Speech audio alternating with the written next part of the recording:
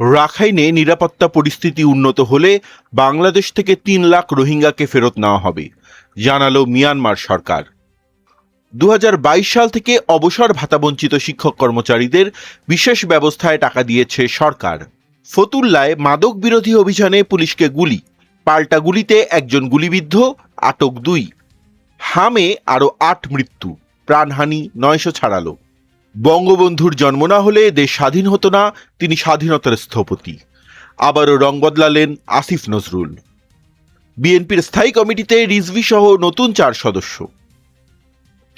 সীতাকুণ্ডের জাহাজে মিলল মাত্রাতিরিক্ত hydrogen sulphide.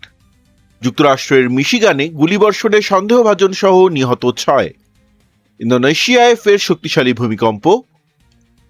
ফলাফলের দিকে তাকাচ্ছি না, আমরা সেশন ধরে খেলছি, বললেন ক্যাপ্টেন শান্ত।